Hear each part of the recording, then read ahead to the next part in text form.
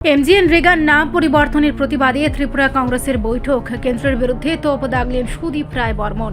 বৃহস্পতিবার আগরতলায় ত্রিপুরা প্রদেশ কংগ্রেসের পক্ষ থেকে মনরেগা বাঁচাও সংগ্রাম কর্মসূচি নিয়ে এক পর্যালোচনা বৈঠক অনুষ্ঠিত হয়।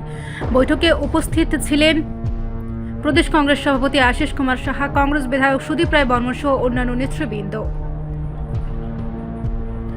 বক্তব্য রাখতে গিয়ে বৈঠকে সুদীপ রায় বর্মন কেন্দ্র সরকারের বিরুদ্ধে তীব্র সমালোচনা করেন। তিনি বলেন, কেন্দ্র সরকারের এই সিদ্ধান্ত গরিব বিরোধী। কংগ্রেস আমলে যে 100 দিনের কাজ গ্যারান্টি ছিল তা আজ কার্যত অপ্রাসঙ্গিক করে দেওয়া হয়েছে। তার অভিযোগ, কাজ না পেয়ে আজকের দিনের মানুষ কাজের দাবিও করতে পারছে না। সরকার যে 125 দিনের কাজের ঘোষণা করেছে তা সম্পূর্ণ ধোঁকা ছাড়া কিছু নয়।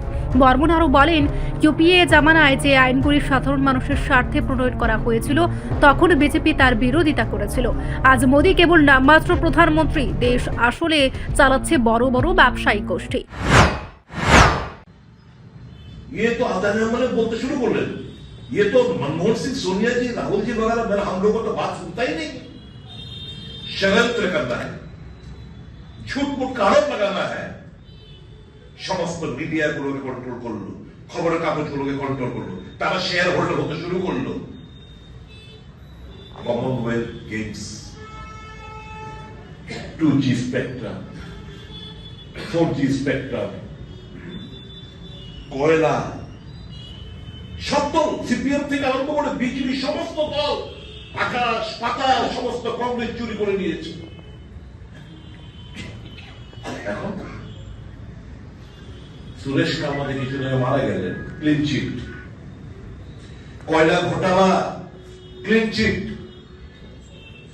2G, 3G, 4G spectrum, clean chit. কিছু বের করতে পারলো না, একজন কংগ্রেসদের যাদের বিরুদ্ধে আরোপ ছিল করতে পারলো না।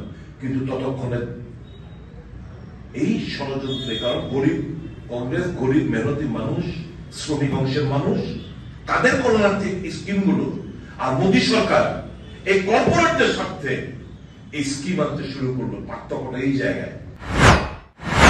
এ বিষয়ে দলের পক্ষ থেকে আগামী দিনেও আরও কর্মসূচি নেওয়া হবে বলে জানিয়েছেন ত্রিপুরা প্রদেশ কংগ্রেস নেতৃত্ব। রিপোর্ট সংবাদ প্রতীক্ষা।